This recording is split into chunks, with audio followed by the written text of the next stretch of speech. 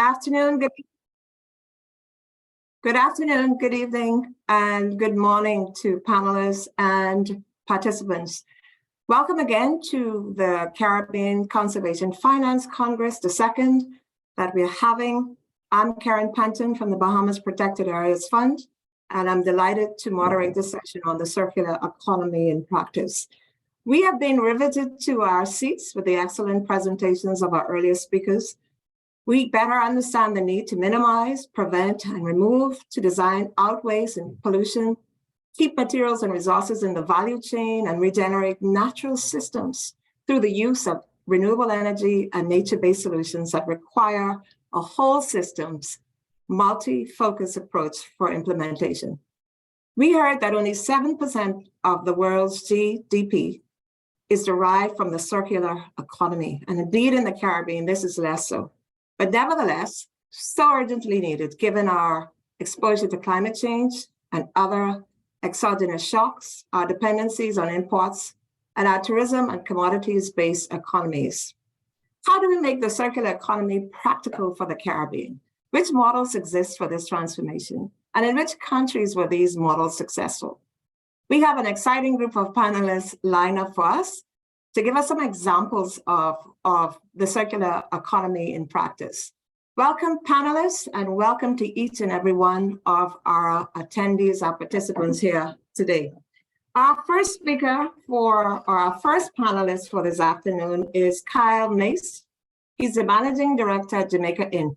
As an advocate for sustainability, he was instrumental in the establishment of the White River Fish Sanctuary, where he currently serves as a director.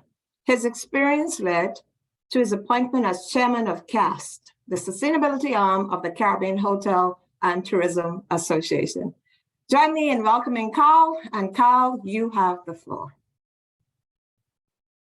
Well, good afternoon everyone from the sunny north coast of Jamaica.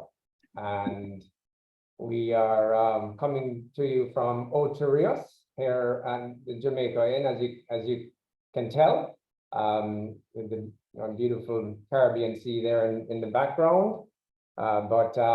Yes, today we're talking about a very important subject for all of us at this juncture in our lives, in our careers. And the Caribbean region has for a very long time been revered as the epitome of sun, sea, and sand, and drawing millions of tourists from around the world each year. And while the industry has been the backbone of the Caribbean's economy, it faces significant challenges due to the environmental impacts in light of this. And it's high time, I think, to add another C to the equation. So forgive me for my creative license here, going out on the limb, but that C stands for circular, and hence the circular economy, which is we all are now very aware of being a very important solution to protect the region's delicate environment and safeguard against its largest industry, that being ours here in tourism.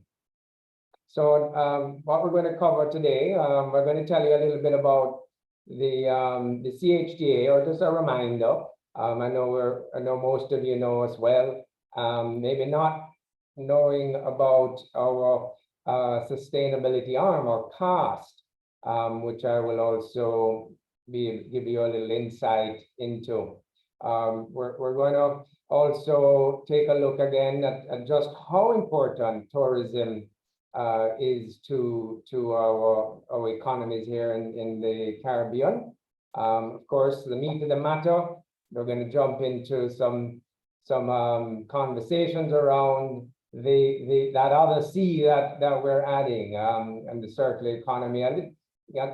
I know it's maybe a little, I hope not too repetitive, but just to remind us and what does that mean to tourism on a whole, rather than general industry. And so talk about some of those practices that we've been putting in place around, or some of them. There are some great examples, and I know a number of our presenters and panelists after have seen. So stay tuned for that. And then, of course, what are the benefits exactly for that new big capital C that we're here talking about?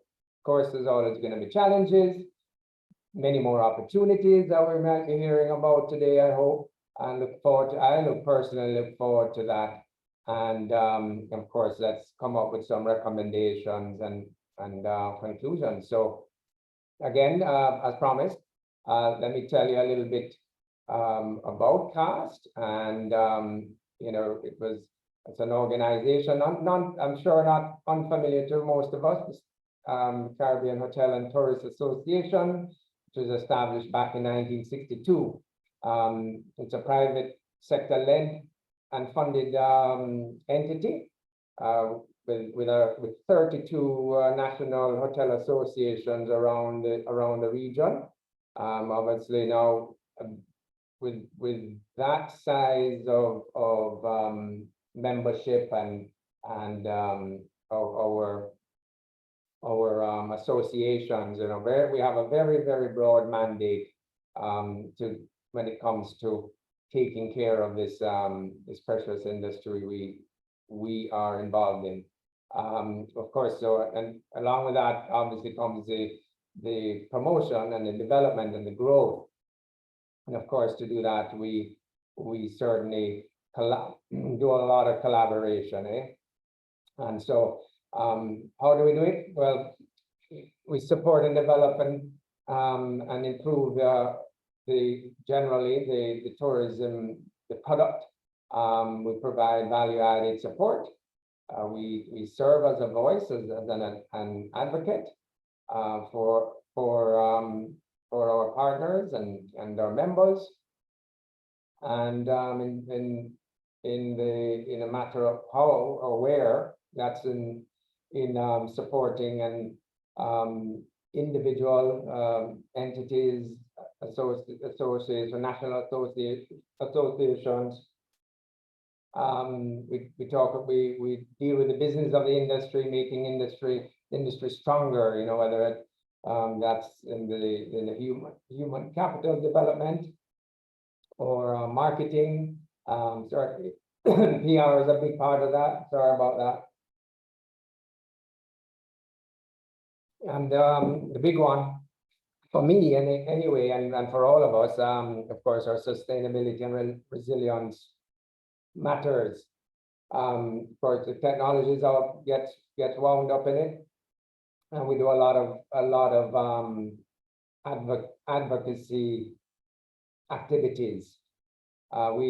We have some sister organizations or under the CHTA umbrella that we are going to talk a little bit more about as well, that being the one that I'm most fond of, being the chairman of CAST, or the Caribbean Alliance for Sustainable Tourism. We also have an education fund that was created, and a society for hotel executives. We partner with a number of entities around the Caribbean and the globe, CTO, the CARFA, WTTC, Nature Conservancy, of course, the Caribbean Biodiversity Fund, and just to name a few, really. And in order to do that, we have a great number of committees and subcommittees there, CAST being one of them. So, to tell you a little bit more, dive into the CAST story. It was formed 25 years ago by two stalwarts of the industry. Some of you might know the name Frank Ranieri and Sir Hopkins, or Royston Hopkins, who were the founders. We of course now the board's activities are now led by myself, and that includes information sharing as a key part of our knowledge and research hub, which is on our website. We're also the signatories of the Glasgow Agreement and have developed a working plan or an action plan in support of this. Again, we specifically work with a number of groups like the CDF and TNCF, just again to name a few, just to raise awareness and implement initiatives for the industry to address a number of matters. Some of them, such as coral reef management and restoration, helping our members to try and achieve that almighty net zero emissions goal. We advocate around very strongly, nationally, internationally as well. Just recently, well, a big subject for many of us, sargassum. So we've been doing a lot of, our pens have been very busy when it comes to that, and just promoting building and just to help our region build sustainability and resilience. And saying that too, we've in the past, we've been very active in raising funds and support for islands, countries, members who have been severely impacted by natural events, hurricanes in the most part, but others of course, and of course with COVID, we played a very big part in creating different protocols and mandates around recovery from COVID. So giving now a little more another reminder, I should put it that way. We all know how important tourism really is. Many of us are in it, in the industry, and so it's not news to anyone, but this graph really is a great, I think, illustration when you think of it. So tourism contributes on average about 18% of the region's GDP. So that's a huge amount, and what's most obvious from this graph, it's easiest to see where the industry employs, as you can see, over 2.7 million, 2.8 million. You can see in the blue, the actual bar graph is the employment rates. You can see very easily, of course, when COVID came along and that dropped off significantly, and of course now is in recovery. Not when it comes to employment, definitely not back to where we were, but what is certainly back to where we were is the lighter blue line graph now, showing the drop off in the decline of GDP growth. Of course, hit rock bottom there in 2020, and since then it's grown 36.5%, and you see it's nearly off the chart there. So remarkable recovery for the region. Hats off to everybody. Again, we were a big part of assisting with that, with our involvement protocols, supporting our members, and so very proud to see that has been the case. And then the other, you'll see the other general economy of the region has also bounced back.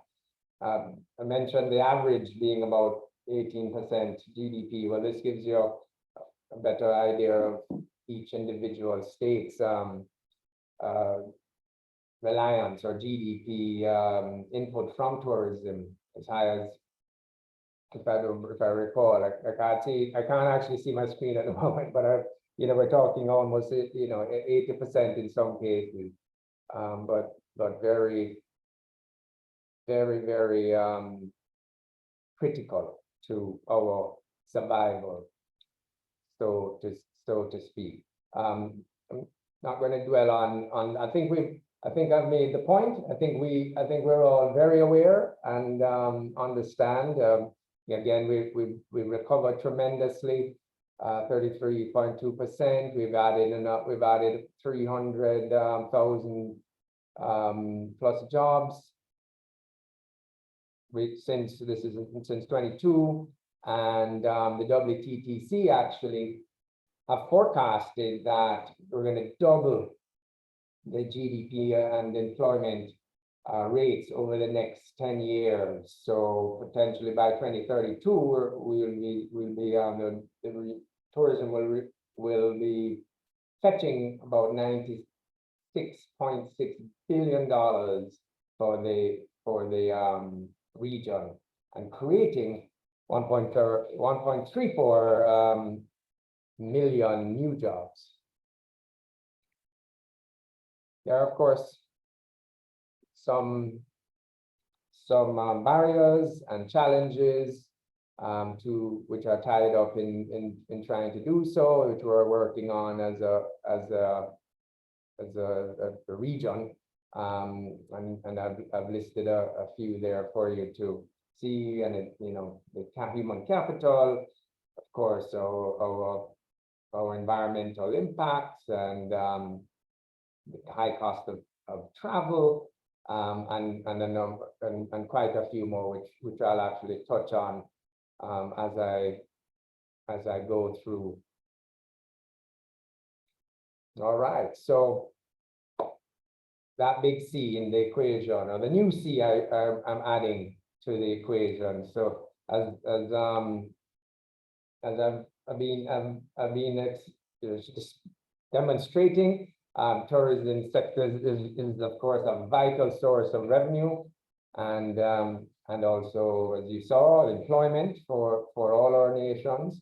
However, the industry's growth, on the other side of the coin, has brought about various environmental concerns, including waste generation, pollution, and just a general resource depletion throughout the region. And so it's really throwing off our delicate ecosystems and biodiversity, and it's being threatened. These are being very threatened by a traditional linear economic model. So we know, as we talk about circular, is where we're heading, what we're hoping to develop on. We're coming from the linear model, which simply we extract resources, we create waste, and when we just dispose of it without really considering the long-term consequences there. So yes, the circular economy is very much the alternative to that linear model, and it aims to eliminate waste and promote continuous use of this closed loop system, which I'm sure we're all very familiar with this or similar type of graphs or diagrams that really explain the circular economy. So by adopting this principle, the Caribbean can achieve a balance between economic growth, which we're happy about. We see it's happening. We're very bullish on it, but also the protection, the preservation of our natural resources and environment. So what has been happening in the region? Well, in February of 2021, at the meeting of the foreign ministers of the environment for Latin America and the Caribbean, we saw them signing the decision on sustainable consumption and production and the circular economy.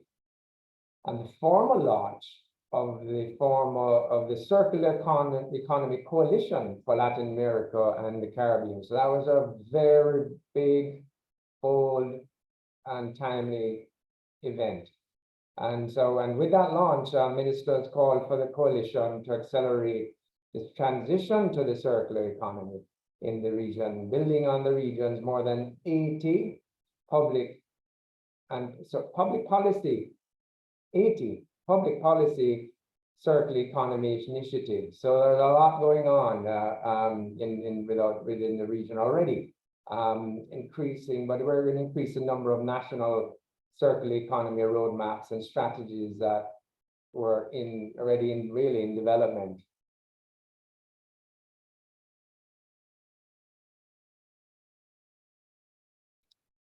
So let's look at some of those practices as it relates to sustainable tourism. That picture on the screen is a little bit depressing, I know, but very thought-provoking. It's there for a reason, and that's very embarrassingly right here in Jamaica, and you know, it's a demonstration of why we need immediate action when it comes to implementing continuing to implement our circular economy activities. And the big one there, big elephant, so to speak, is the waste. 541,000 tons of waste is generated per day in Latin America and in the Caribbean, and that figure is expected to increase by 25% by 2050, based on the current model, this linear model. Several Caribbean islands have however implemented plastic-free policies, banning single-use plastics such as straws, bags, and water bottles, which make up most of that pile of plastic garbage there. And instead, we also are promoting the use of other, reusable alternatives, plastic, just reducing generally plastic waste that clearly clogging up our coastal environment and marine, and harming the marine life and so on and so forth. So big initiatives there. I'm looking forward to some examples, specific examples that you're going to see later today. The next one that I'm touching on today is actual infrastructure activities, and so with predominantly a fossil fuel based power production scenario throughout the Caribbean, further investments in eco-friendly accommodation styles, energy efficient tourism, transportation in the tour operators world, and of course renewable energy sources development such as solar and wind plants are actively being done. Arguably not maybe fast enough or enough, but all of these will definitely reduce the region's carbon footprint. And then the last item here, an important one, very important for all of us, is the basically sourcing local, encouraging local sourcing of our entities for goods and services. Will support the region's economy and reduce the environmental impact of long distance imports. We know how expensive, or how fuel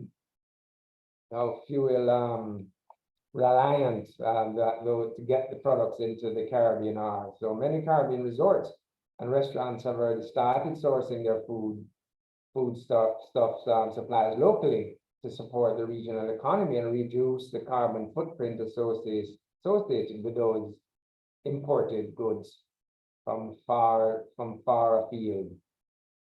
Then we have also tied up in that, again, linking, this is a link, we're talking about linkages here, is the whole aspect of community-based tourism, which we see initiatives allowing visitors to experience local culture while contributing directly to the well-being of the local communities themselves.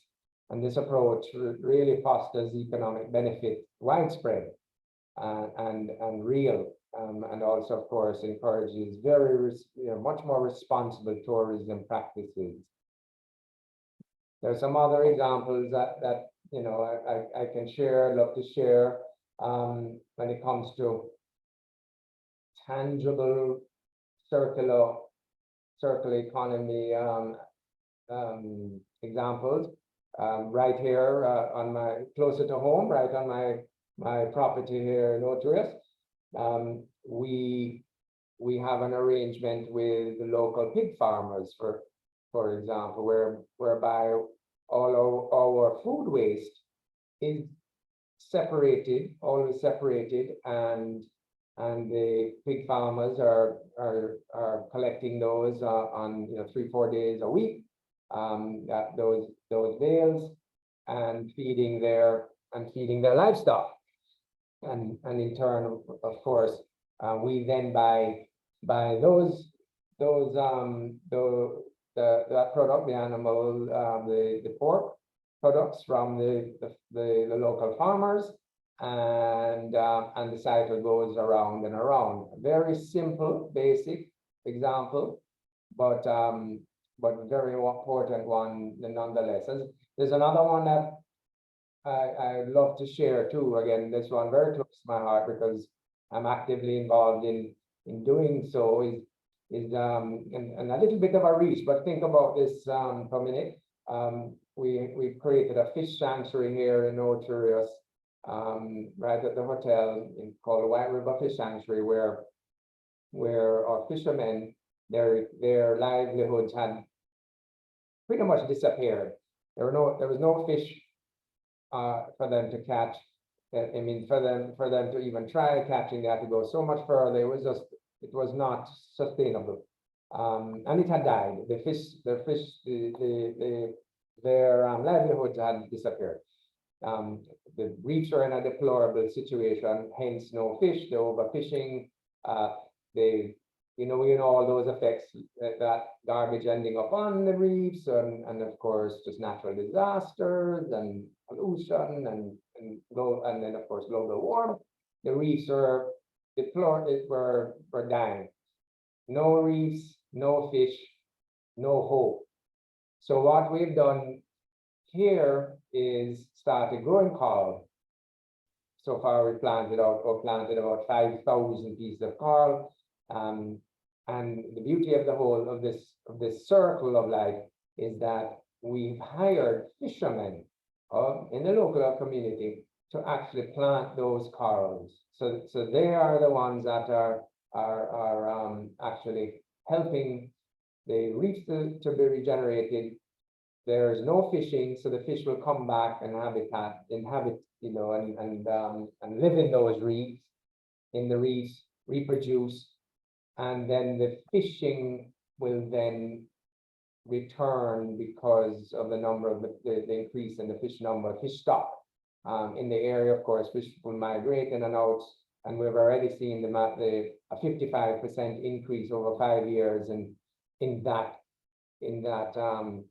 fish stock. So it's a beautiful story, and there are other examples that I will happy to share, in our question and answers, but I am mindful that we have some other wonderful presenters that we would love to. I also am looking forward to hearing from. So what are some of I think it's almost rhetorical, but I'm stating the obvious, but the diversification of the economy, by introducing circular practices can create new businesses. I've been just giving you some examples and opportunities for industry, leading to economic diversification beyond tourism. Here is a picture of some lovely garbage, solid waste that had been collected, and in this case, there's some aluminum being separated. But this is one of the local. This is actually a entity in Barbados, which I visited when I was there for our marketplace, and found myself. This is what I do when I'm in my spare time, sadly. But anyway, it was a great experience to see this in work, in practice. And there's our coral nursery, a picture there for you to just to get an idea of what I was talking about earlier. That, there you go, the farmer, the nursery, the gardener, fisherman, previous fisherman, creating jobs. And also, of course, the recycling. So recycling, eco-friendly manufacturing, all of this generates new employment opportunities and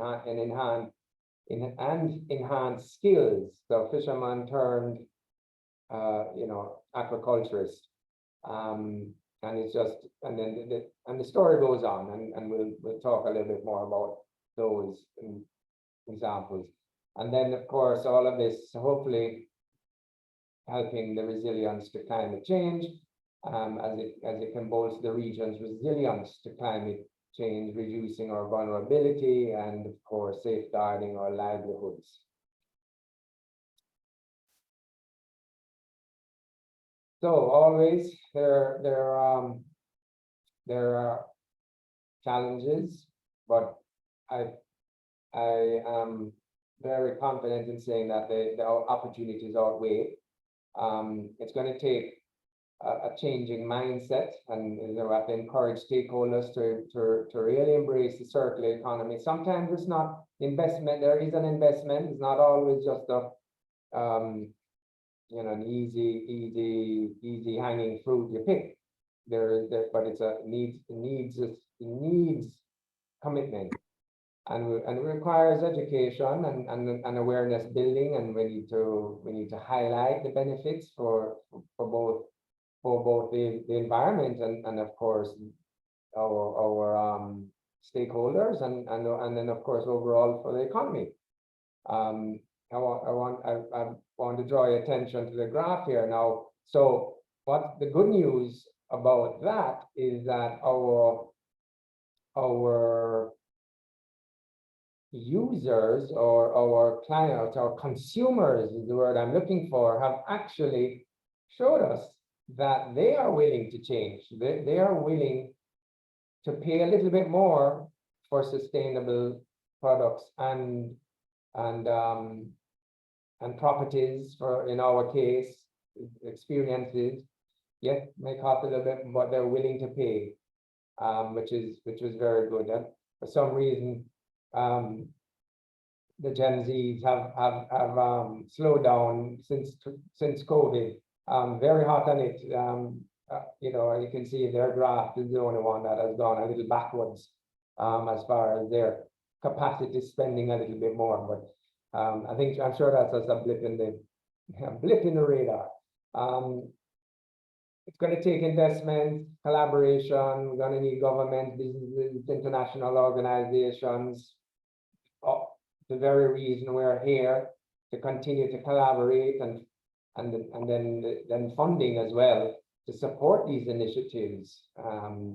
There's many different types of financial mechanisms in play at the moment, and then throughout the conference we're going to hear some of those, and that include just general debt instruments. There are a number of hybrid type of arrangements, hybrid instruments they're called, or straight equity instruments. And don't forget, we rely on many times non-reimbursable funds, which are basically grants.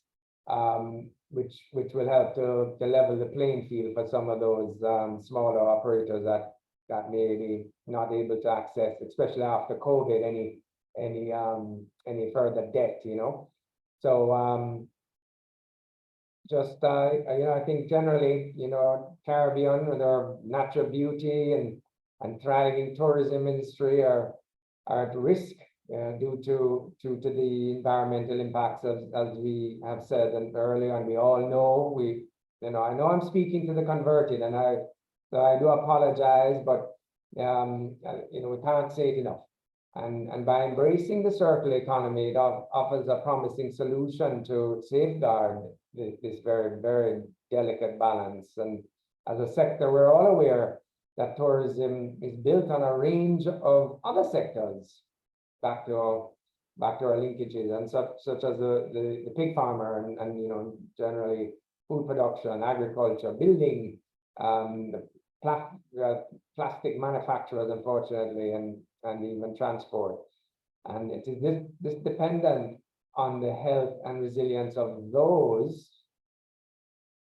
partners and on the natural systems themselves. So, just as a last example, if these sectors transition to a circular model, tourists can benefit from a cleaner, healthier environments, and then the regeneration of natural systems also support that attractiveness, and they're willing to pay for it, as I pointed out earlier. And after COVID, our mindsets have changed, so they're very much willing and will support. Hal? Yes. We cannot thank you enough for your contribution and your presentation.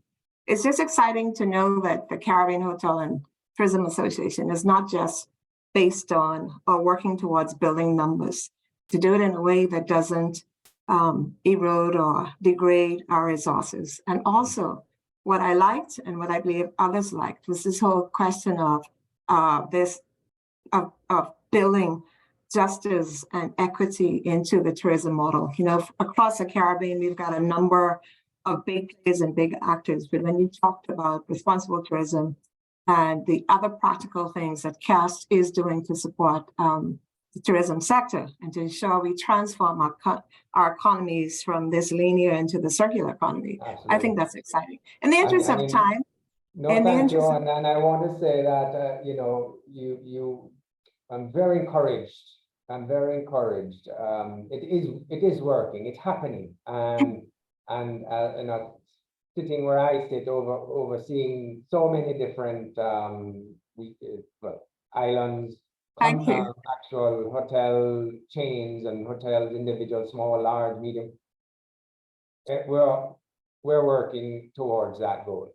Thank you. And I think I could say on behalf of all of my fellow Caribbean countrymen, thank you very much for what you're doing. In the interest of time, I'm going to ask our participants just to put their questions, put their questions in the question and answer space, and we'll move on to our second panelist, who comes to us now from a variety of interesting occupations.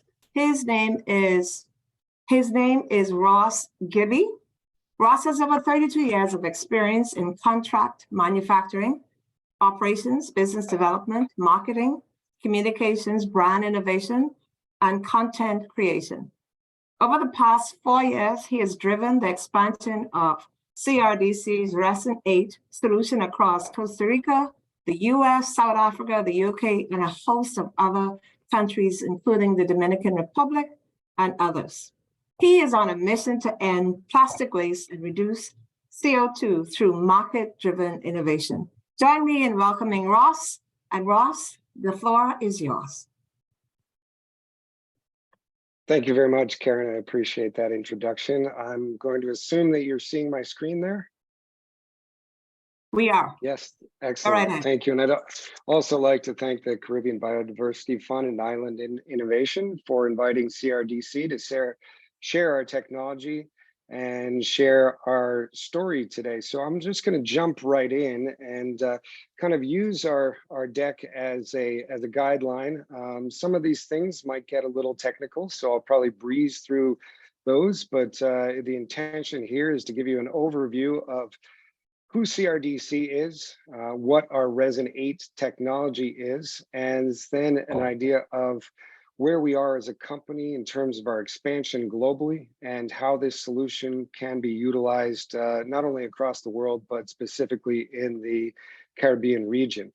So our mission, what we like to refer to as our call to action, is to create value from the world's plastic waste. And when I say the world's plastic waste, I'm really not making an overstatement. We and our technology can accept all types of plastic. So I'm referring to plastics 1s through 7s. A lot of municipalities, a lot of regions around the world, they can only collect, they can only recycle number 1s and number 2s. But our technology, it actually can accept all of that plastic waste, including plastic that's been in the ocean, plastic that is collected off of beaches, out of rivers, that has food waste associated with it, that has paper labels associated with it.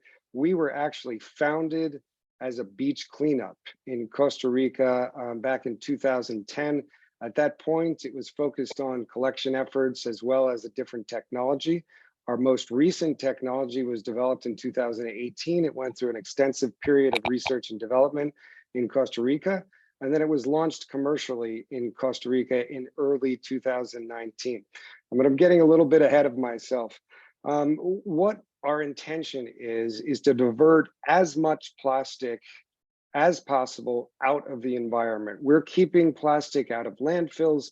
We're keeping plastic away from incineration, whether that's waste to energy incineration or informal burning in a lot of places where it ends up as CO2 in the atmosphere. And of course, we're focused on keeping it out of the environment, out of rivers, and ultimately out of the ocean. So that is our primary target. However, we are not a nonprofit. We are a for-profit company. We believe that that the economics will drive our expansion and our scalability across the world, and it will also provide economic value upstream as well as downstream. And then ultimately, what our goal is to provide a social value to the communities that we participate in. And I think, you know, I'll touch on this in a minute. What we're doing is, in a nutshell, converting plastic waste into a building material that improves the performance of concrete. That concrete is very often utilized to build affordable housing, to build commercial buildings, to build community infrastructure, and therefore entire communities can thrive as a result of this circular but also regenerative technology. So, you know, I know that that Kyle referred to it. We're preaching to the choir here. We're preaching to the converted. Everyone that's on this call is probably very much aware of this issue and the challenges that we faced from a plastic perspective. The numbers are not good. The amount of plastic worldwide that is being recycled versus the amount that's ending up in the environment, whether that's landfill, incineration, or leakage into the oceans, is very imbalanced. Some reports say that it's, you know, right around the 10% range. If you look at the Greenpeace report, they're saying it's more like 5%. If you're talking to recycling companies or certain countries, let's say in Europe, that have very aggressive recycling programs, they say it's more like 40%. But the bottom line is the percentage is extremely low relative to where it needs to be. And so there is a massive issue with plastic waste worldwide. And what we're doing is we're addressing that challenge, and we're addressing that issue at scale. Here you see an example of what we call resonates, and that resonates, the name is actually referring to those 7 resin types that I mentioned. Resonate is kind of like the next stage or the afterlife or the end of life for this plastic waste. And what we're doing is converting it into this material that you see a pile of resonate there. And what it is a lightweight synthetic aggregate that goes into concrete. As I mentioned earlier, a big differentiator of our technology is that it can accept that full spectrum of plastic waste, including that contaminated, that organic contamination. Most technologies that are recycling, they require uniform waste streams, they require clean waste streams, and therefore they're very limited when it comes to that massive quantity of plastic waste that is currently heading into the environment. And we convert it into this material that in fact does improve the performance of concrete. I think it's critical for us to say that our founder, a Canadian gentleman who's been living in Costa Rica for the last 30 plus years, he came from the concrete industry. He came from the construction industry, and he did not approach this from a waste management perspective. He was not just looking for a place to hide plastic. He did not want this to be landfill in disguise. He approached it from the perspective of how do you improve the performance of concrete and construction, but use a waste stream that's abundant in order to do so. And that's what he's accomplished with Resonate. In a nutshell, what we've done is we've figured out how to get plastic to bond to cement. Now, if you're not familiar, a concrete product is made of primarily three components. One is cement, which is basically the glue or the binding agents. The other is aggregates, which is generally rock and sand, and the other is water. And what we are is a synthetic lightweight aggregate made from this waste stream. But people have tried to put plastic directly into concrete for quite some time. But plastic in its natural form, we all know this, it's hydrophobic, it repels water. And therefore, if you put it directly into concrete, it repels the cement. And therefore, it reduces strength immediately. So you're going to limit your concrete applications. Essentially, you're limited to niche applications like, let's say, concrete countertops or park benches, very small scale projects where there's no structural integrity needed. So in order to address the problem at scale, in order to get adoption at scale from the concrete and the construction industry, it had to maintain strength. And that's what we've been able to do, is transform this plastic into a material that we call a hybrid mineral polymer. Basically, it's 80% plastic, and then it contains two powdered mineral additives. That's calcium hydroxide, which is hydrated lime, and the other one is ash or a pozzolan. Now, what we do is we flake the plastic. We don't wash it. We don't wash it at all. So our material, our process actually has a lower carbon footprint than regular recycling because we don't segment or sort and we don't wash. We flake it, we batter it with those two mineral additives, we run it through a heated extrusion process, we leave a little moisture in that mixture. It acts as a blowing agent in the extruder, and what comes out the other end is like a big cheese puff, a big plastic cheese puff with this open cell structure. It drops into a cooling bath, it hardens, and it becomes like a hybrid, it becomes like lava rock. Really, that's the best way to describe it, is plastic lava rock with this open cell structure that you can see in a magnification there on the screen. That allows the cement paste to permeate into all these little cavities. There's a rough facial surface, there's angularity, there's irregularity, there's a gradation curve associated with it, and it's also exposing those two mineral additives which are pre-existing in cement. So that's where we get the strength. We get that bond that you wouldn't get otherwise if you were to put plastic directly into concrete. Some of the other things that were imperative to getting adoption from the industry is the maintenance of appearance.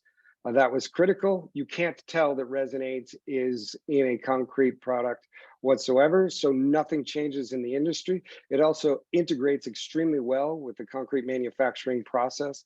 It also maintains fire resistance, which is, again, from a safety perspective, was critical.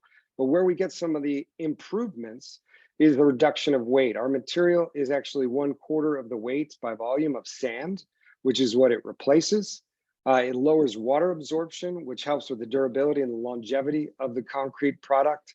And it also improves insulation. It has an R value 3 times higher than sand. So when we put it into our concrete products in percentages of, let's say, 5 to 10%, we're seeing an improved insulation and improved acoustics that lower the energy usage of buildings over time.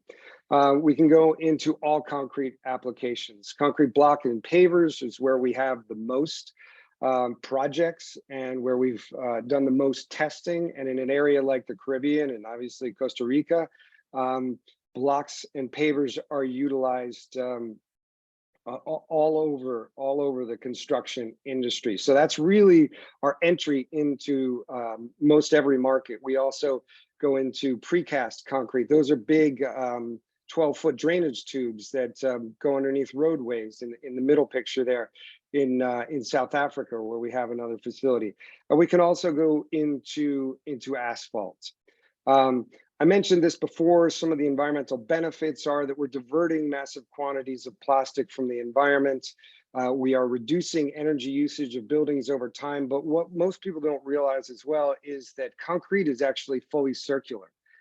So when we are taking this plastic out of a recycling loop and giving it an end of plastic life and a second life, we're actually putting it into a concrete recycling loop. So in 80 or 100 or whatever years, when that building gets torn down, that concrete actually gets crushed up into rubble and reutilized in the next life of concrete as aggregate. So it is still fully circular. We're not taking this plastic and giving it to the next few generations to deal with. We're actually putting it into a loop that will go on in perpetuity. We get lead points for using Resonate because of the recycled materials as well as the lower energy usage. Here are a couple examples of our first 2 commercial scale plants. The one on the left side is in Costa Rica. That has a capacity of 4.5 tons per hour. The one on the right side in the United States, it has a capacity of 1.5 tons per hour. A big reason for the smaller capacity in the United States is that we'll likely be putting in about 100 facilities across the US. Our facilities are very local.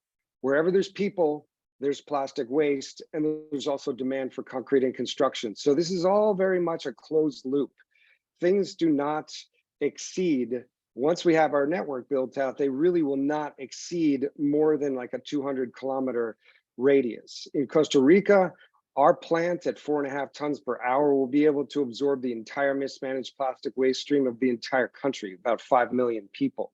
We probably will add a second facility in Costa Rica just to minimize transportation, but it gives you an idea of what we're trying to do here. We're actually able to adjust the scale and the size of our facilities in order to meet the population center and meet the existing supply of plastic as well as the demand for concrete. So we can actually scale down. We are currently working with multiple countries on projects in the Caribbean: Jamaica, Curacao, Dominican Republic, British Virgin Islands, and there are a few others, Bahamas and Bermuda, that are in discussion.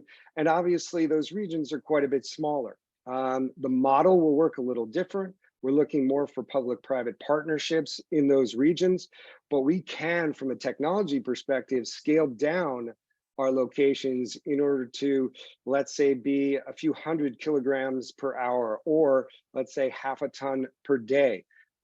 So we are looking at doing that because obviously, as you all know, the island nations are probably experiencing the plastic issue worse than anyone else. You're surrounded by water, you've got limited landfill space, you're inheriting plastic because it's washing up on your beaches, and generally you've got a tourist industry where the visitors are creating exponentially more plastic waste than the actual citizens themselves. So this solution has been adopted and is getting a lot of traction in the Caribbean areas as well as island nations. This gives you an idea of where we are globally. The stars are our first 4 commercial facilities. That's Costa Rica, York, Pennsylvania in the United States, where I am, Cape Town, South Africa, as well as Australia. We're also in the process of building out a facility in Samoa. The other gray locations are where our material has been sent and is being tested by concrete partners in the region. And the blue drops are where we have business development and we're in discussions and various stages of development for new plants. What you see on the right side there is just kind of an example of our collaborative partners. And they do run the gamut. You know, you can see that we have a Dow and a Braskem, which are actually plastic producers. They are taking responsibility for the end of life of their plastic waste, so they are supporting our technology. But we also have partners on the complete other side of the spectrum, like the ocean conservation community, Ocean Recovery Alliance, Howell Conservation Fund. We're also working with large NGOs like the United Nations Development Program. They're our partner in Samoa. Habitat for Humanity. We've actually built 700 homes already in Costa Rica with Habitat for Humanity using Resonate. So I think it's worth saying at this point that our name, CRDC, actually stands for the Center for Regenerative Design and Collaboration. Now, collaboration is key, and we're lucky enough that our technology is such that we are bringing in a lot of disparate industries, as I mentioned, concrete and construction, plastic producers, waste management companies, environmental companies, big international NGOs. We are kind of bringing them all to the table to reinforce and scale this solution. Here are just a couple examples of some of the projects that we've worked on. In the middle, upper middle there is as I just mentioned, some of our affordable housing projects that we've worked on with Habitat for Humanity. In the United States, especially in the northern areas, we don't use concrete blocks so much in housing, but it's considerably used in commercial buildings and infrastructure. So up in the upper left is the Braskem Innovation Center, blocks and pavers, asphalt, precast concrete, as well as curbs, just some of the examples. But as I mentioned earlier, we're not limited to these applications. Resonate can go into all concrete applications. So we're actually getting inbound inquiries weekly, if not daily, to say, hey, can we try Resonate in this particular product? Just real quick, once our core business and our core technology is focused on the transformation of this plastic into the building material for concrete. But when we realized that we had this environmentally benign end of life for plastic waste and the potential for the scalability, that's when we really discovered how challenged the world was, regardless of what country you're in, from a collection and recovery standpoint. In the US and in most regions, we get a lot of our plastic waste from industrial sources. That's where we get huge scale and volume of our plastic. They have scrap that is currently being landfilled. As I mentioned earlier, we work with, and we were founded as a beach cleanup. So the environmental component is core to our DNA, and that's really what we want to be focused on, but it is a tiny, tiny percentage of the plastic that we're getting because it's just so hard to collect, so hard to recover, it's so expensive, it's so labor intensive, it requires volunteers and grant money, et cetera, but we're doing everything we can to catalyze as much of that as possible. And then there's that municipal waste stream. And that municipal waste stream has been really challenging for us. We expected that to be, I apologize for the sound if you can hear it.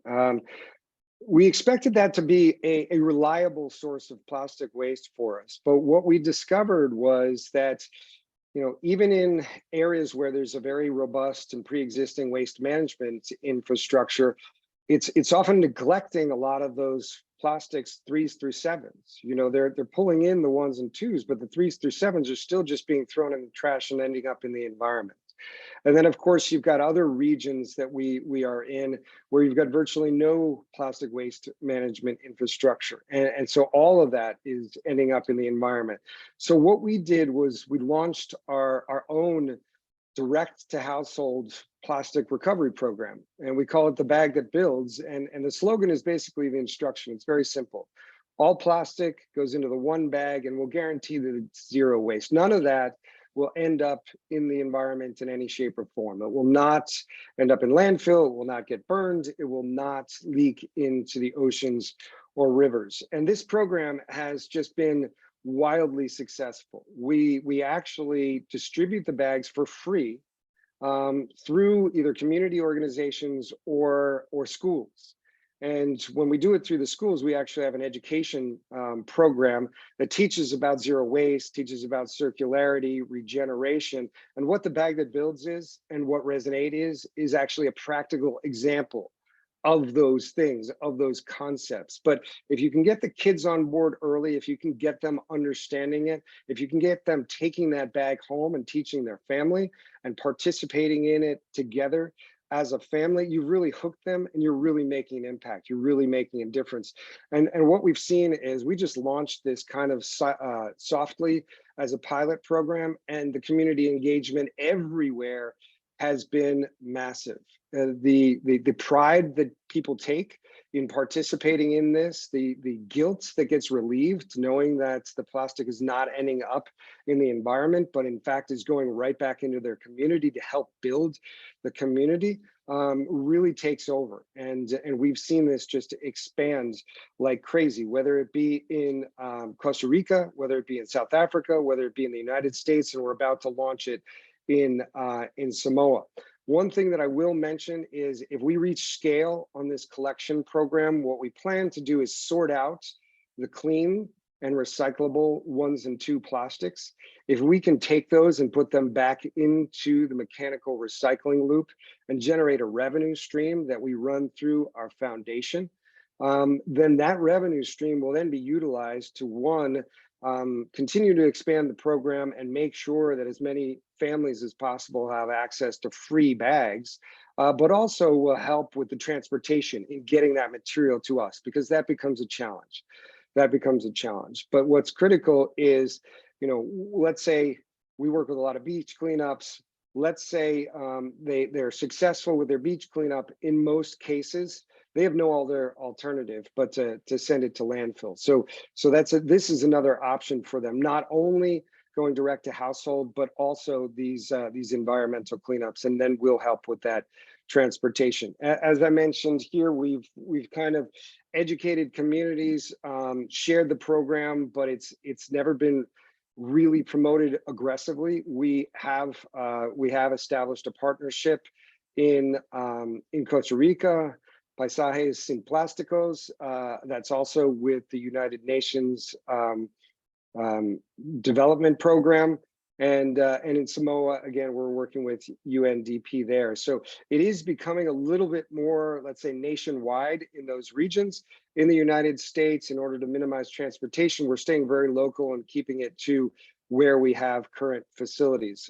Here's just a few examples of where I am in the US and some of the success of the program there. Here's some of the literature that we use to basically educate people. Most people don't think that, let's say, a car bumper or a styrofoam cup or even styrofoam noodles or a plastic bag or a straw is recyclable. People have been educated one way and they don't really think out of the box. But again, we can accept all plastic waste, all types of plastic waste. We work with a lot of these ocean conservation communities. We take fishing nets and marine debris. We take kayaks, we get lawn chairs, we get coolers, we take kiddie pools and toys. If it's plastic, we can accept it. And so again, when we're able to connect directly to a household and to a municipality, we're able to keep all that plastic out of the environment. So that is the end of the presentation. I don't know if we have any time for any questions, but I'm happy to answer them after the fact.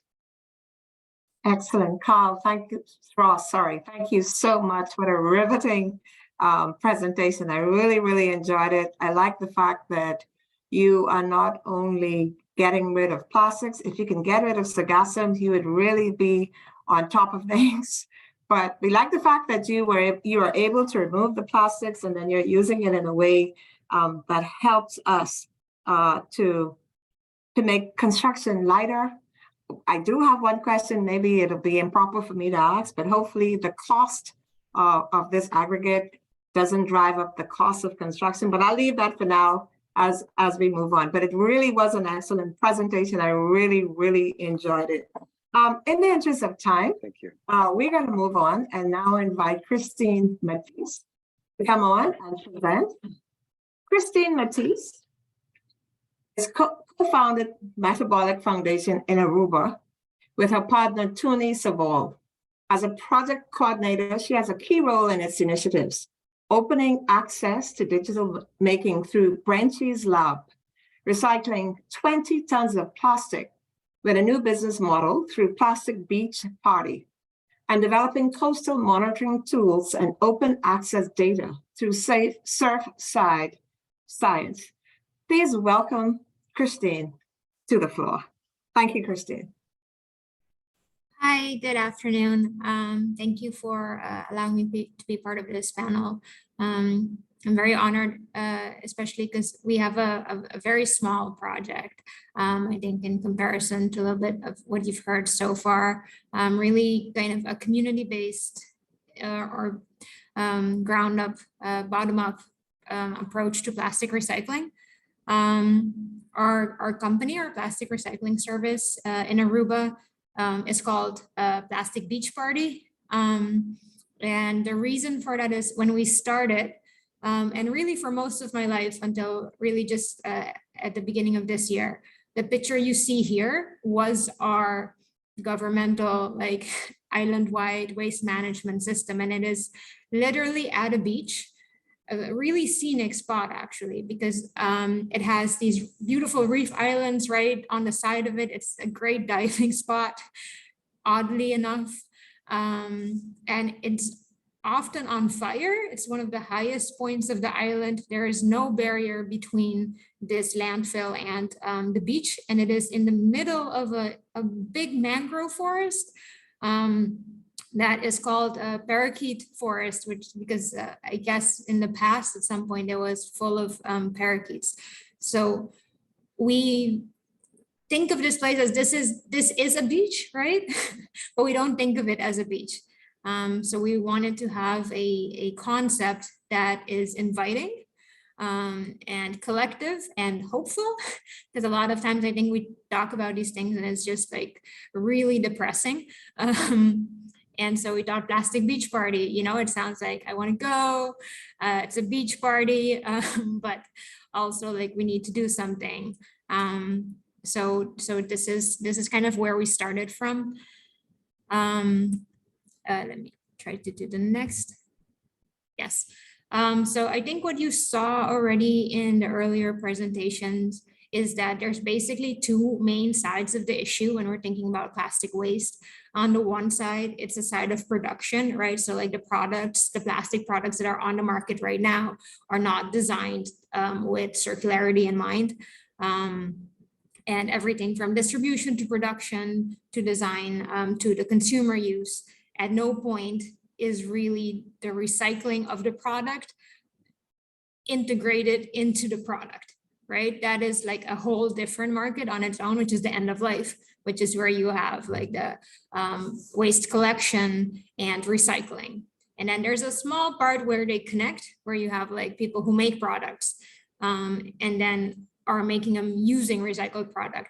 But a lot of times that connection isn't there because I don't know to what extent the audience knows this, but like recycled plastic is often lower quality than virgin plastic. It is often higher cost than virgin plastic, and it is harder to customize to your specific product desires, including color.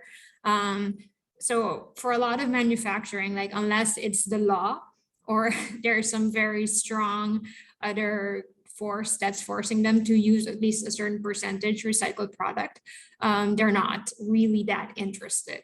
And the same is true for collection. Like if you think a lot of the bigger countries that are actually taking plastic product for recycling, they, you know, you have to sort it properly. They have to pay someone to get it. Like they'll often like pay kind of a deposit fee. So it costs them a lot of money to get this material. It ends up being more costly than the process of like mining or landfilling in either case. So the economics around it really don't make any sense, which makes it not surprising that the recycling industry, even though mechanical recycling has been basically able to process plastic for at least the past 40 years, has not really been that successful because the economics behind it are not. So I think this is like the great opportunity to talk today about that, especially in the context of islands, but not just on the context of islands, because even the countries that are doing best are reaching like 20%. Some of them say they reach 40%. I'm from the Dutch Caribbean, and in a lot of the data we get from the Netherlands, they include incineration as recycling, right? So a lot of times when you hear even 40%, it tends to be, you know, a little game of statistics. But overall, even the best pictures are of not very good recycling rates. So when we started, we on the island didn't have a lot of access to even the market to export PET or HDPE, just because of the size of the island. So we were thinking, okay, how can we make it make sense in Aruba on our scale? And yeah, so I could try to explain, but I think if I can show you a video of the very small scale at which we recycle plastic, it might provide a better insight. And it'll be very odd to see because we're actually doing all of this at my house. And it's a very manual process, and all of the machines we use are based on the open source designs from Precious Plastic. But all in all, we recycle mechanically 10 different types of plastics. So everything from the 1 to 7 with the exception of PVC, but including PLA, and then also ABS, HIPS, nylon, and polycarbonate. I don't know, can you guys play the video? Because it wasn't.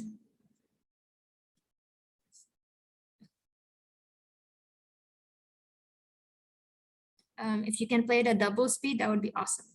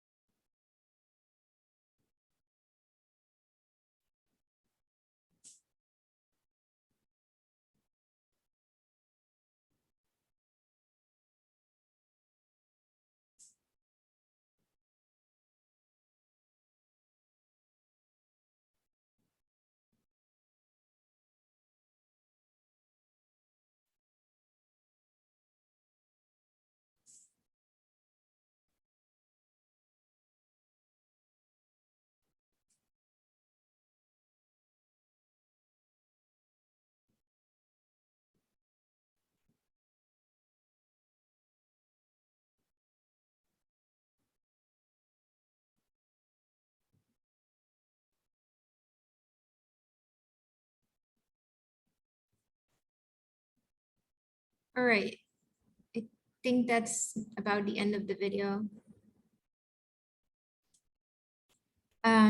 Yes.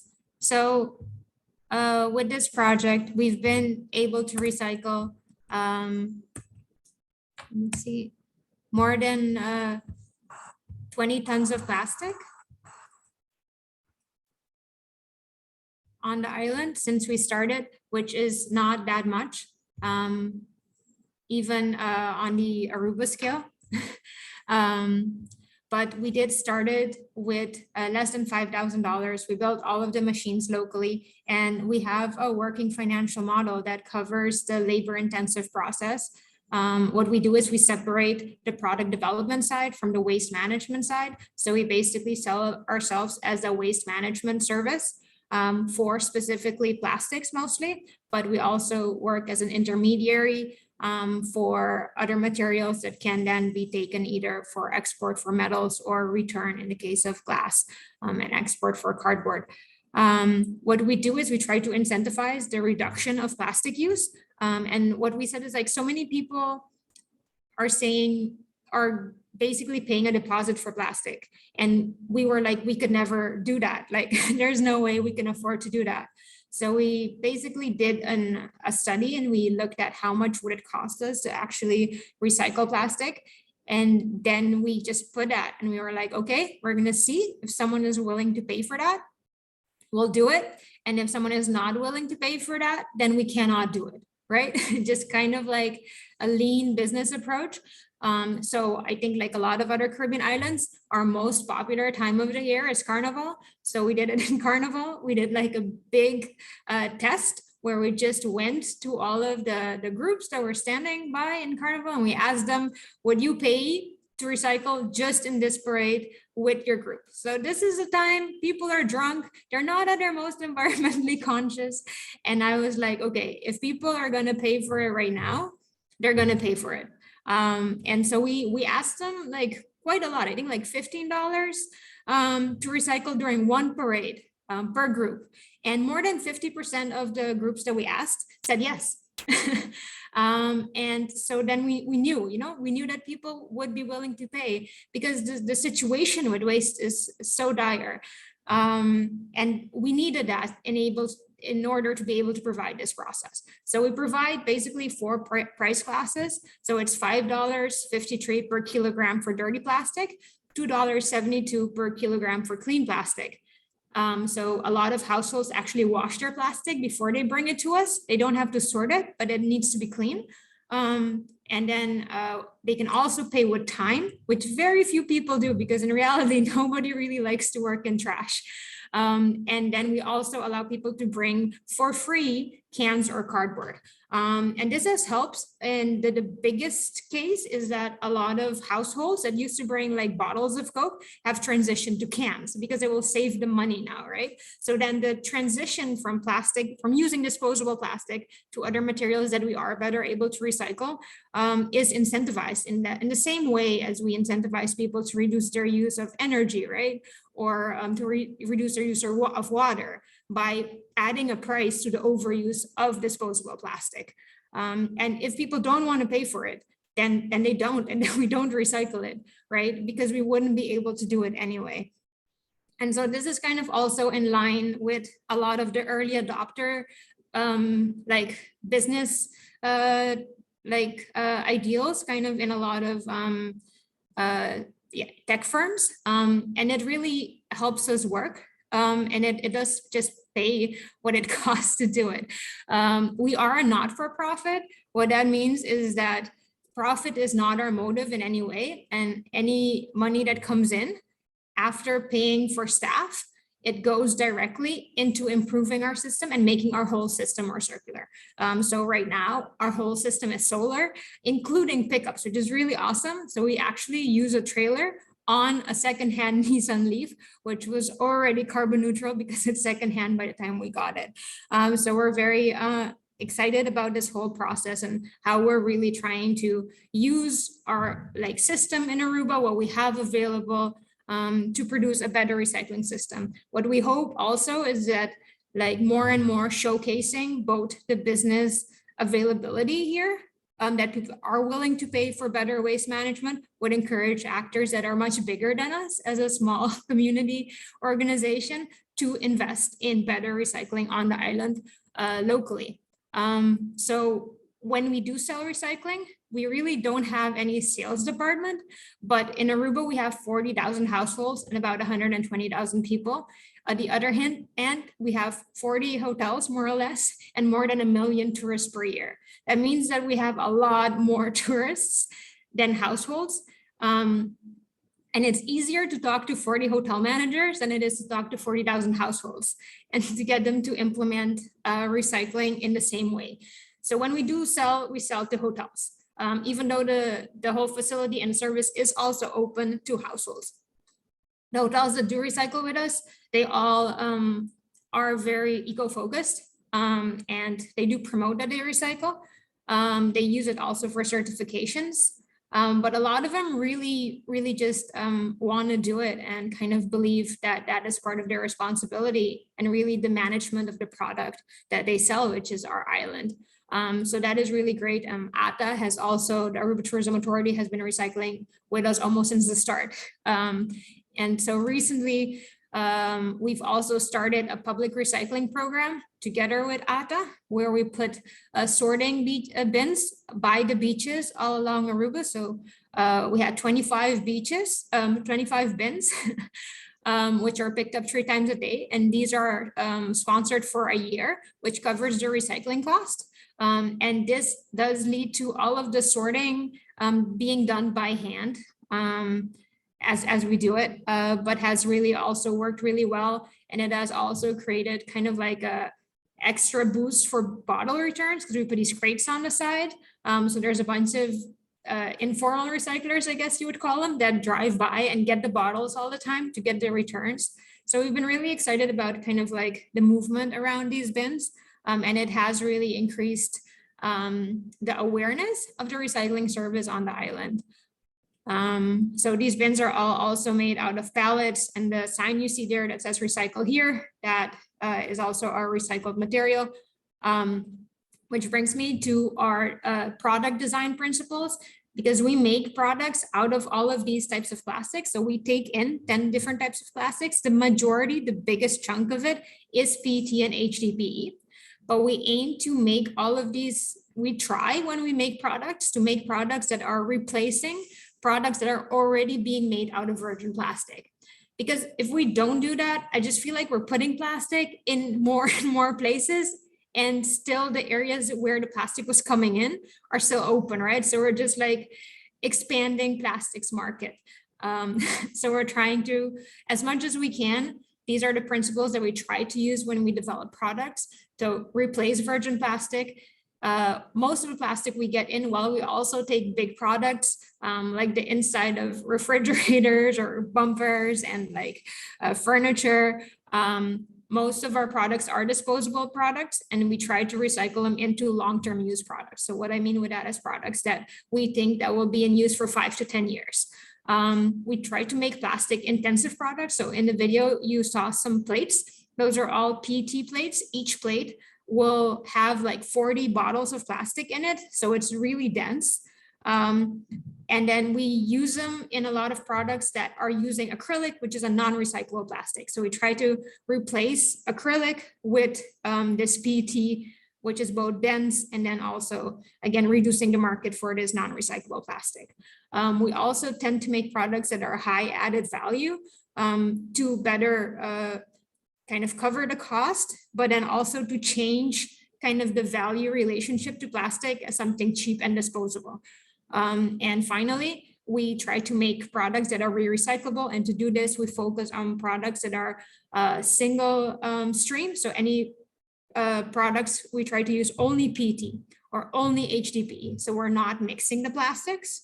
And then when we put them together, sometimes we'll, there'll be a chain or a screw or something. We always try to make it in a way in which it's really easy to take back apart. Any product that we develop and sell, people can bring back to us at zero cost, and we recycle it. So in our making of sheets and products, a lot of times also there'll be offcuts.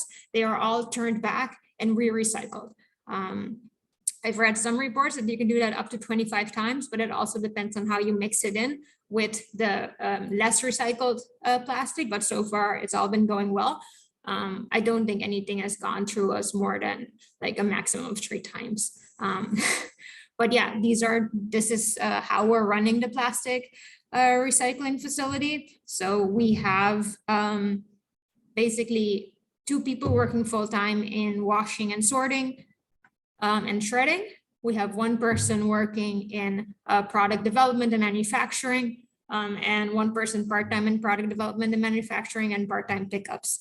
So we have a 4-person team, so it's a very small group of people. Yeah, the amount of tons we've done isn't very high, but we have really started a new product here in Aruba, and a new business format from what has traditionally been recycling, plastic recycling. We're servicing, we have, I think, 15 clients at the moment without counting households, because most of them use the drop-off term. We have the biggest tour operator on Aruba signed on. So I think, yeah, there is like a market for this, and I think that can be a game changer. Yes, that's what I wanted to share with you guys today. It's I think I've been shorter, but maybe that gives us a little bit of time for the Q&A. Thank you so much, Christine. I think that's just amazing. A very, very practical example of efforts to move to the circular economy. I think I applaud the fact that you're a nonprofit. It's truly inspiring, and that you work on moving what we commonly call cheap plastic into something that has high added value. I'd love to see that replicated across the Caribbean and across our region, and make opportunities for others, particularly as we try to make the switch, the transformation more just. We have 1 more presenter, and I'd like to call him now before we move into a very short question and answer session. Thank you, Christine. Our last presenter is Luis Krieger Marico. He is a geologist. He is an academic researcher and teacher at several universities in Brazil, and has spent more than 20 years in the public sector, working on environmental public policies from local level to the national level. Since 2016, he has been working with the United Nations as an economic affairs officer for the Economic Commission for Latin America and the Caribbean, based in Santiago, Chile. Please do welcome Mr. Luis Krieger Marico, who now has the floor. Go ahead. Good afternoon, and thank you very much for inviting me to this meeting. I have a very short message just to make an advertising our coalition, a coalition for circular economy for Latin America and in the Caribbean. As I said, my name is Luis Fernando. I work for UN, based at the Economic Commission for Latin America and the Caribbean. I'm based in Santiago, in Chile. And well, as you know, we are, as you probably know, we are expected to double our current global demand for virgin natural materials by 2050. And the current extraction is already causing a significant impact on the biosphere. The general idea of a circular economy is quite simple, is maintaining materials in use for a longer period and maintaining their values for a longer period. And well, in this way, avoiding extracting more natural resources and reducing waste. And then we can use eco-design for design better our products, our process, and not only discuss the production side, but also the consumption side. But the good news that we have is that this approach can reduce our footprint, can reduce the environmental degradation, the degradation of the environmental services, and at the same time to create more jobs and revenues. So circular economy could be considered one of the main strategies for a transition towards sustainable development. Luis, Yes. one more. Would you mind opening your presentation to full screen so that we can see it? Thank you so much. Oh, sorry. Yeah. Okay. And yeah, it's better now. And how to accelerate this transition to a sustainable development is our challenge. How to create policies, incentives, how to overcome barriers, and so on. That's why some organizations decided to partner and to create a coalition to accelerate our movements, our path towards a more circular society. So some organizations, some from the United Nations system, decided to gather and propose a platform. This is with the support from some countries, our steering committee. Other countries have been joining in several ways, and other countries also will join in the next steering committee. But the general idea that we had was to provide a regional platform to enhance interministerial, multi-sectoral, and multi-stakeholder cooperation, increase knowledge and understanding on the circular economy, provide capacity building, technical assistance for the development of public policies for circular economy and sustainable consumption and production. This is the SDG 12. Well, the idea is to facilitate process, to have a platform, a way of integrating several stakeholders and providing the possibilities to disseminate information, and also to create momentum, to create the enabling conditions for public policies on circular economy. But at the same time, acting in this first level of circular economy, which would be promoting enhancements or innovation on the level of the production of specific products. You can have innovations in this process for a better circularity. And then you can also do that together with your supply chain and your consumers, meaning that we can expand that for a value chain or a chain of production. And then we can also act as facilitators or builders of strategies to create national conditions or roadmaps for circular economy in specific countries or in the region. So this is our vision, and our objectives, our goals are to promote a common regional vision on circular economy. So there's a lot of capacity building on that, on motivation on that, raise awareness, improve cooperation among countries and among continents, develop tools and indicators. We are just doing that we'll talk about that, our circularity gap report.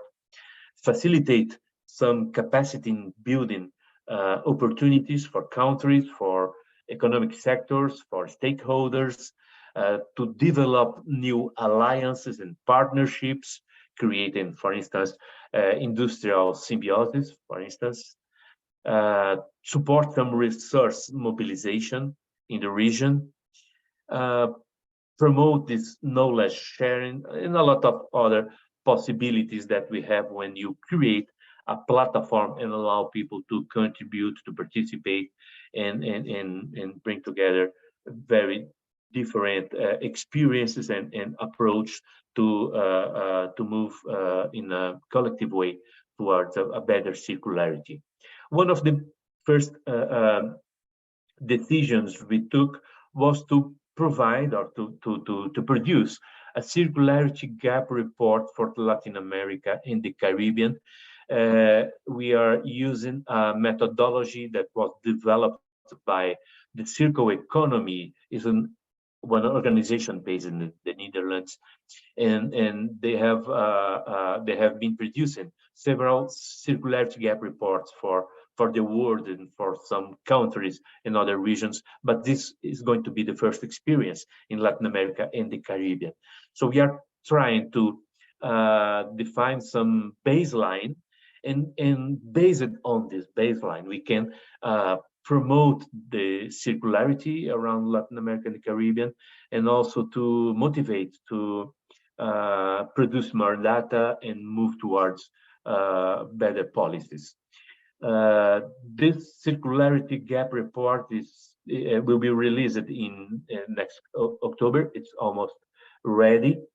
One of the key findings is that the level of circularity in our region is quite low, considering I'm not talking about waste, only talking about the circularity in all the economic process.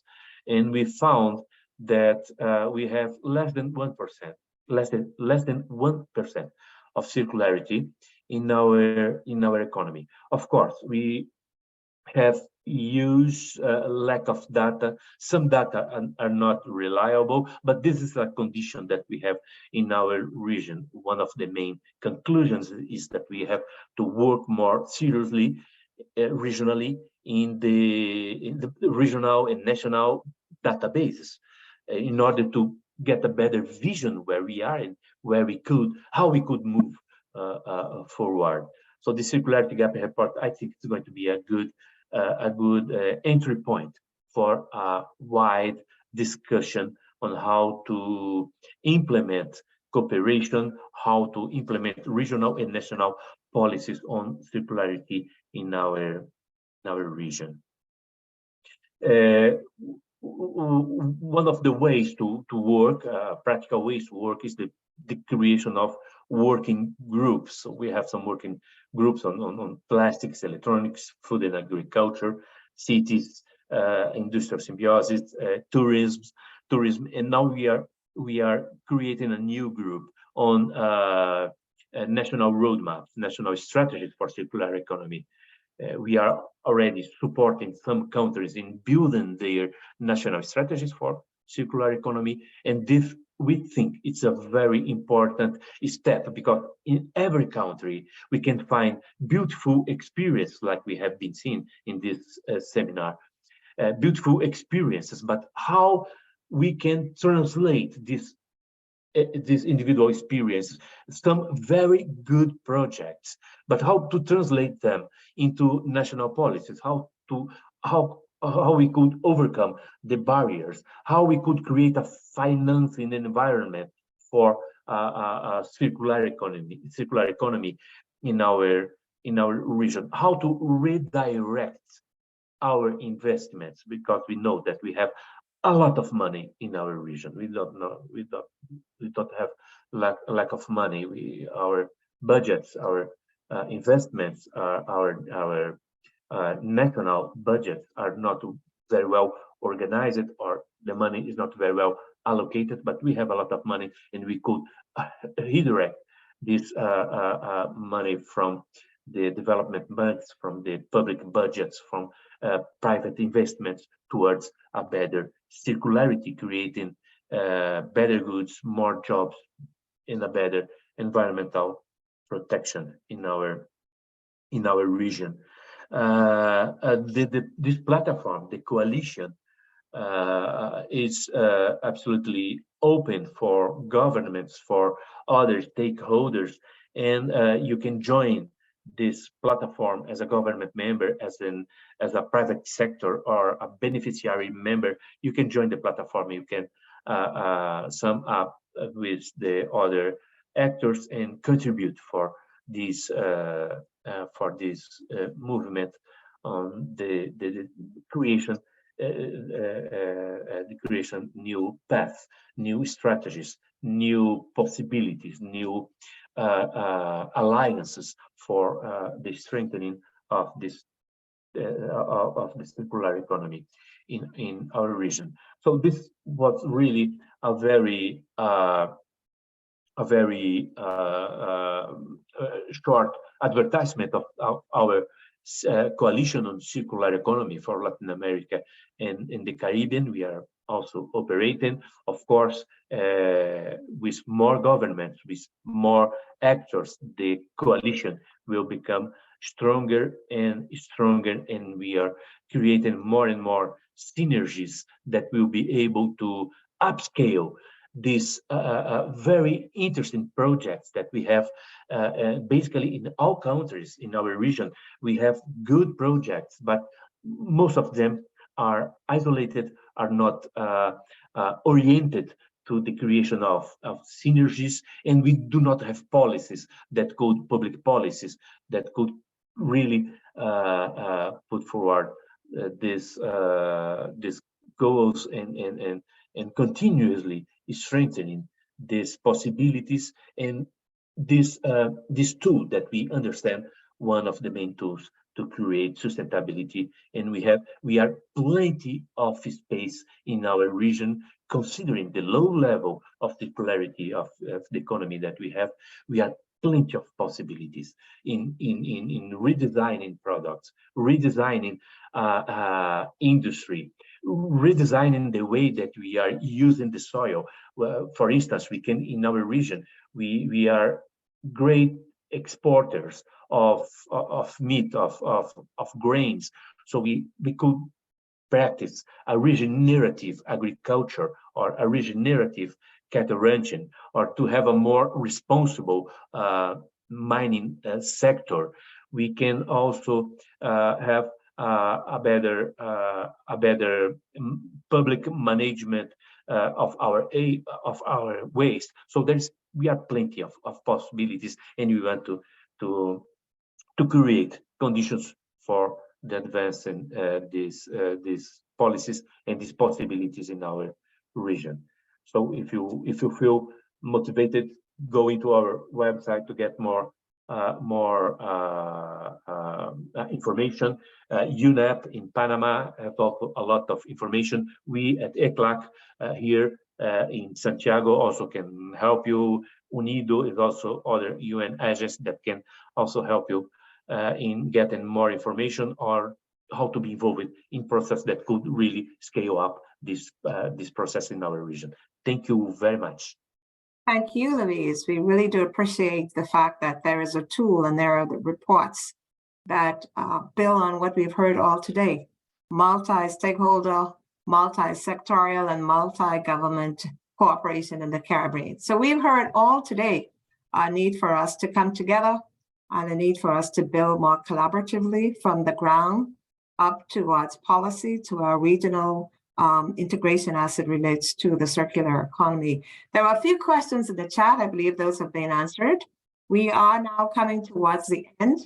And if there are no more questions, I want to give our panelists, and I'm going to invite them all back. I want to give each of you 1 minute, just 1 minute each, please, to talk about how we can create in our various economies, in our various countries, how we can drive and really accelerate this goal and this ambition towards a more circular economy. You can think through whether it's policy or whether it's providing more research and education for our youth.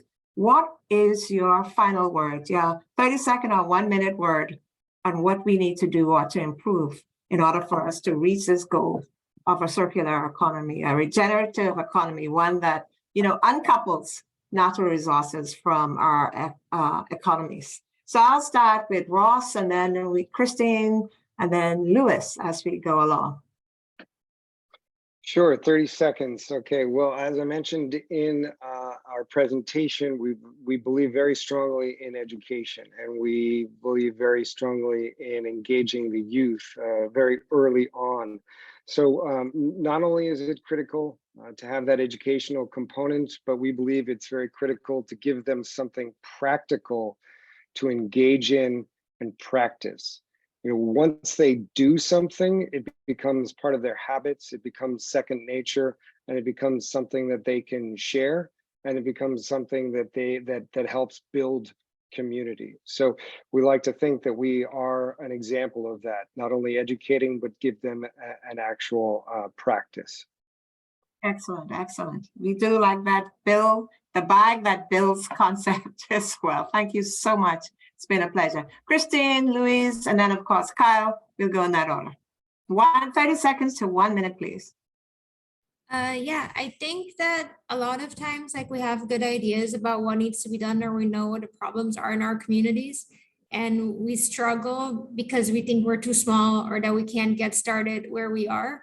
And that sometimes, like, you just have to give it a try, and do something where you are and not be scared of, not being as big as another organization or as the same way as it is in another country, and to do something for your community, because I think that's the economy part, the entrepreneurship part, to just kind of make sure that your community wants the same things that you are seeing.